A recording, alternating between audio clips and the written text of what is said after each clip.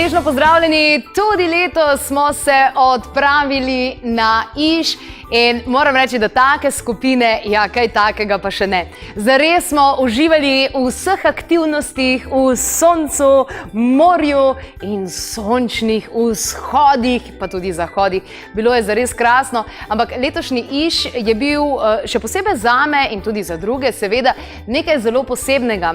Zaradi posebne osebe bi lahko rekla. V svojem življenju sem spoznala nič koliko bioenergetikov, energoterapevtov, pranoterapevtov, energijskih zdravilcev, takšnih in drugačnih, mnogo jih je bilo. In moram reči, da sem kar previdna, komu se prepuščam v roke.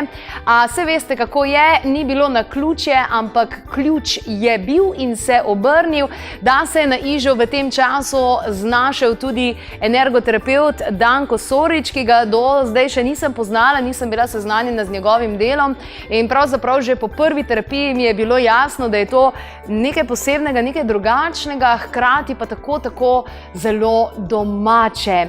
In ja, skupaj smo se družili skozi celoten teden in lepo smo ga prosili, če nas lahko obišče tudi kaj v Sloveniji. In ja, evo, danes je v naši družbi. Lepo pozdravljen, dobrodošel, Danko, hvala lepa za obisk. Hvala vama na pozivu. Seveda. Biti ili sličiti je bil napis, ki sem ga pravzaprav opazila že na Ižu, v hotelu, in moram reči, da je izjemen, ker večina ljudi danes samo išče nekoga, kako drug dela, da ga prekopira, neki copy-paste, pa kaj je on naredil, pa da bi jaz podobno naredil. In le redko kdo ugotovi, da mora dejansko razvijati sebe. Kaj si želel pravzaprav doseči s tem, da ljudem zastaviš to retorično vprašanje, biti ili sličiti? U biti tražio sam načina, prvenstveno kad sam počeo raditi na sebi, da dođem, da otkrijem svoju bit. I uvijek kao dijete, uvijek sam postavljao pitanje zašto. Nikad nisam prihvaćao stvari, gotove stvari, kad ti neko nešto kaže, uvijek sam tražio zašto je to tako. I na takav način u biti polako nisam dozvoljavao da mi se nametne puno toga, tih drugih obrazaca. Nisam htio sličiti na nikoga, htio sam biti svoj. Na takav način, sa takvim načinom razmišljanja sam postigao to sve što radim. Ljubav je osnova svega. Ovom svijetu fali jedino ljubav i to je rješenje za cijelo čovječanstvo.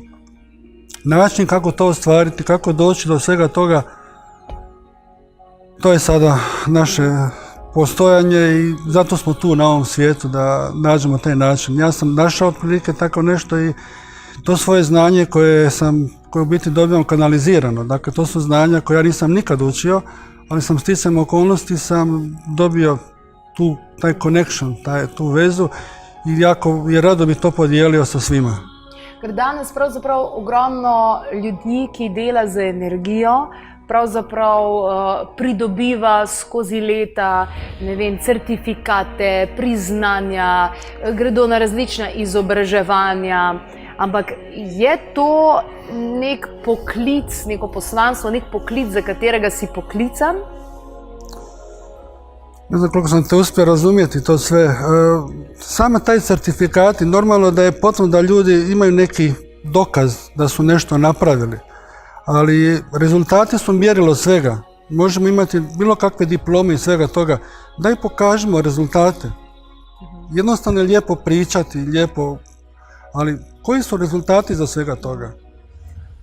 Drugo, kad se radi sa ljudima te fizičke razine, jer bilo kakvi problemi koje mi imamo, oni nastaju na tim višim razinama.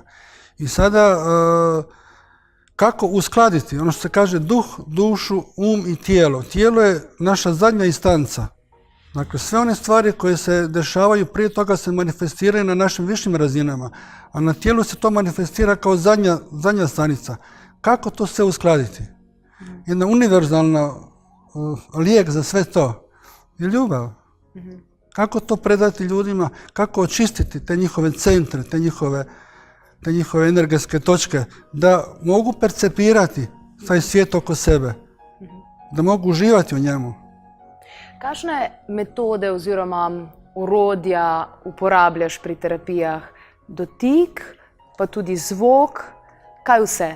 To je kombinacija, ali to je sve vođeno. Dakle, ja ne mogu raditi ništa, da tako kažem, na pamet. Ja ne mogu ponavljati jednu te istu stvar. To je u biti ono što kaže dotik duše. Ja to radim na razini duše.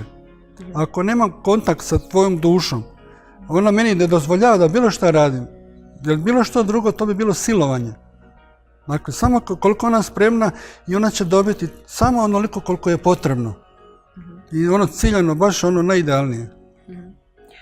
Delujete povsem z drugačnimi pristopi ali pa nazori od ostalih energijskih zdravilcev, ljudi, ki se ukvarjajo z energijo. Kaj bi jim sporočili vsem ostalim? Ker veliko je takšnih in drugačnih, mogoče tudi napak, ki se pojavljajo v tem svetu pri zdravilcih. Teško mi je bilo kome suditi, jer bilo kome nešto govoriti što kako radi, to ne bi želio tako nešto raditi. Mi smo svi odgovorni za to što radimo i s obzirom na to što dajemo, dobit ćemo. Dakle, mi koji radimo sa ljudima, ako zlouporabljamo neke stvari, daleko se to vraća nama i našim potomcima i našim precima, odnosno, našim potomcima. Dakle, itekako se u takvim stvarima mora paziti što se radi i da se radi, mora postojati taj osnovni etični i moralni kodeks. Jer ako se on naruši, sve se mijenja. Uporabljaš dotik, posebne točke pravzaprav, nekatere so precej boleče, ampak sicer ljudem nasploh priporočaš, da hodijo maserjem na masaže, glede na to, da uporabljaš tudi sam dotik? Pa zbog to, sam dodir, vi kad oslobađate, dakle, na tijelu postoje te takozvane spazme, gdje je ta blokirana energija emocije. I vi kad tretirate tu energiju, ta energija izlazi vani. Dio te energije ide u prostor, dio te energije ide i u ruke toga koji to radi. Ja imam taj dar, da tako kažem, gdje sa svojim dahom, disanjem provlačim tu energiju kroz srce, oplemenjujem je, čistim je i vraćam je nazad. To je vođeno, to ne mogu reći da sam ja to naučio. Dakle, vraća se čista ljubav nazad. Dakle, izvlačimo tu energiju i vraćamo čistu ljubav. Zato ja upotrebljavam one zvukove koje si imala ti prilike isto da čuješ kako to sve izgleda i to je čisto sve, onda se čisti se na takav način. Pa sicer po tem maseriji, če niso vešči, kako se očistiti in vse te zadeve dejansko ne naredijo kaj dobrega? Pa ne znam, teško mi je, ne bi to volio komentirati, to nek bude svako odgovoran za svoj posao, ne bi želio to komentirati. Na Ižu smo s tabo doživeli tako individualne terapije, kot tudi skupinske. Da. Kaj se pravzaprav dogaja, kadar se ljudje lepo uležejo, ti se usedeš na stol in dejansko mi samo počivamo, pa se imamo fajn. Ti pa, kaj pravzaprav počneš, zakaj se gre, kaj je skrivnost teh skupinskih terapij, ali kako bi človek temu rekel?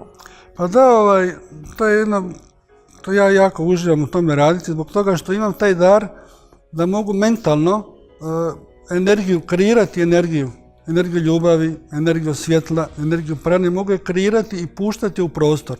Dakle, to su meditacije, to biti nije meditacija, to biti seansa, gdje ljudi opušteno ležu i najbolje je da se opuste. I najčešće njih preko 95% njih zaspe odmah.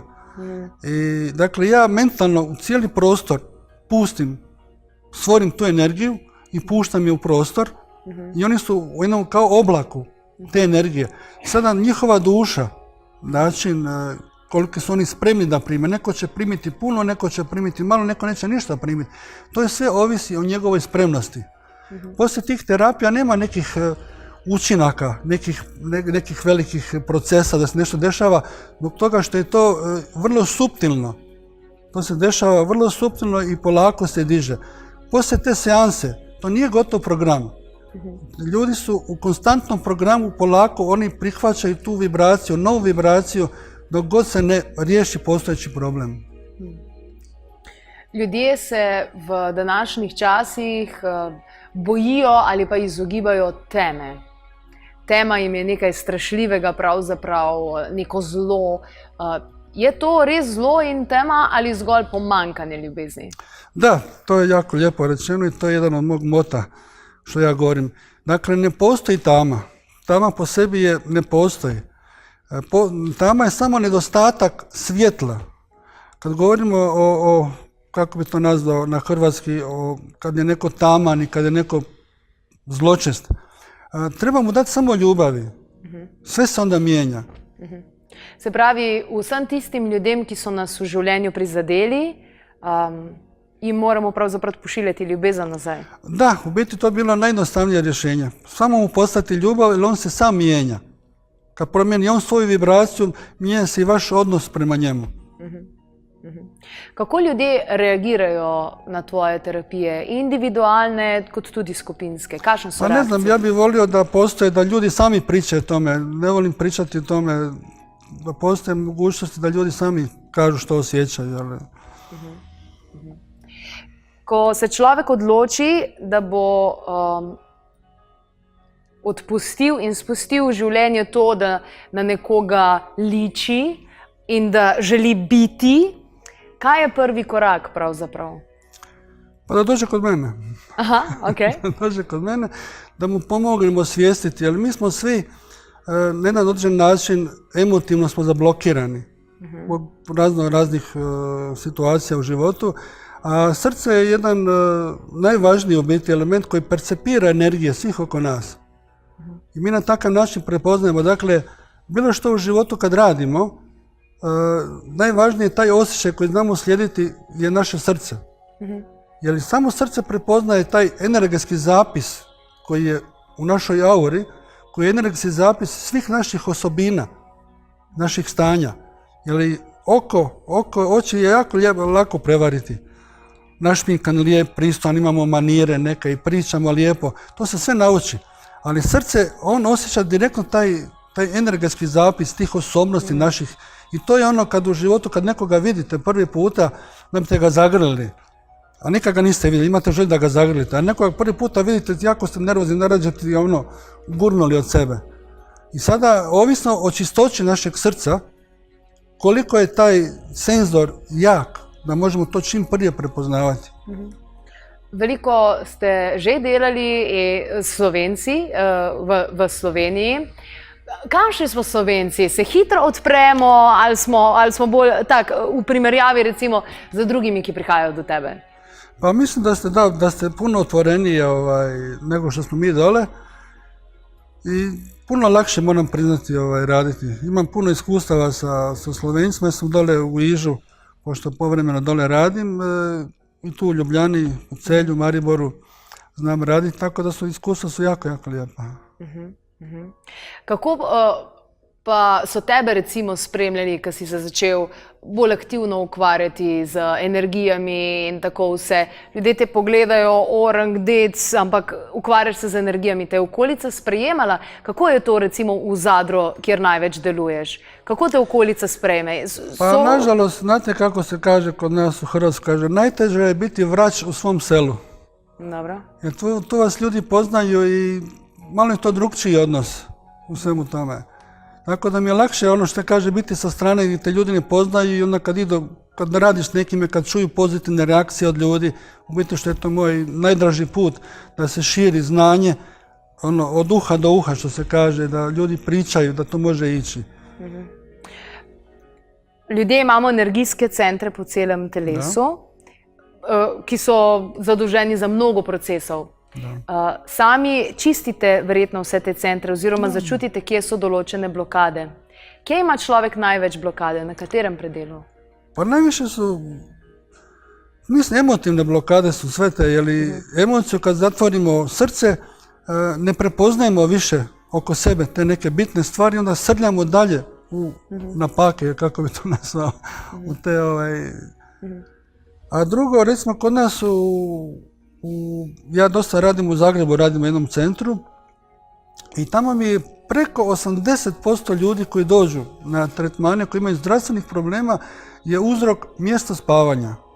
Pošto sam ja po struci isto radiestezista sam, dakle ja osjećam sve te vibracije podzemnih tokova i onda osjetim po ljudima uzrok energije, kad je taj osnovni manjak te prane u njima, da cijeli organizam onda se pogubi, dođe često puta do tih autoimunih bolesti. I tu je biti potrebno bilo samo da se prekontrolira mjesto spavanja i da se pomakne možda metar, dva, lijevo, desno, sve te kobe se. To je jedan od uzroka bolesti normalno, ali u Zagrebu je slučajno baš veliki procenat. Ne znam kako je sad ovdje kod vas.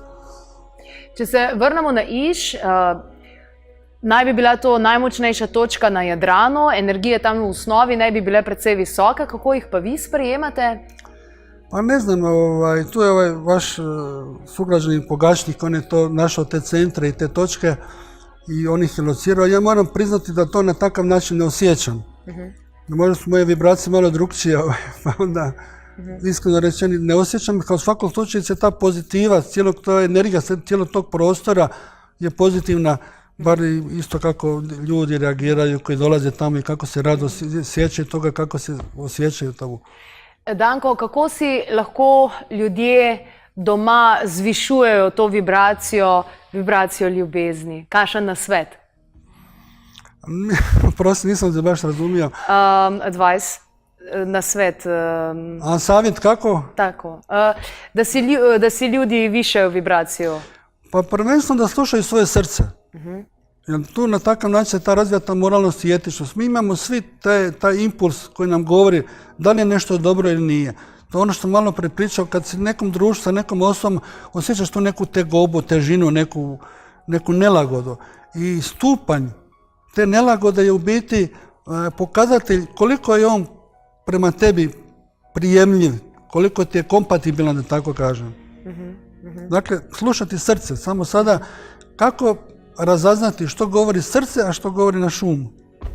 To je sedaj vprašanje. Ker velikokrat sploh ne vemo več, kako nam srce govori. A je ego, ali je strah, ali so pričakovanja. Kako lahko tukaj pridemo do srca? Pa zato uvijek je onaj prvi impuls, kad nekoga vidiš nešto, baš onaj prvi impuls koji dobiješ, to je u biti prvo srce. Iza toga nastupa racio, koji objašnjava to je to. To je već nešto drugo. Aha, ja, se pravi, preveč kompliciramo? Da, to je stvar našeg ega. On nam to sve zabrlja. V Slovenijo boste še prišli, pravzaprav vsake toliko časa prideš pa... Da, nadam se da ćemo tu malo više sada biti, da ćemo više raditi i bit će mi drago koliko budem moći to svoje znanje predati, ali zato smo tu. Super. Najlepša hvala za vse informacije, ki si jih posredoval.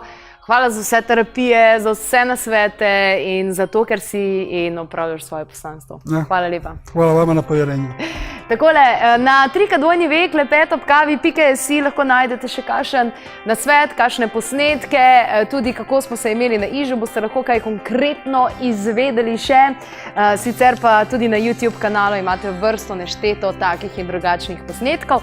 Na spletni strani preverite tudi vse aktualne dogodke, tako da boste seznanjeni s tem, kar imate torej na voljo. Sicer pa, kot pravi Danko, dajmo začeti poslušati ta naš srček.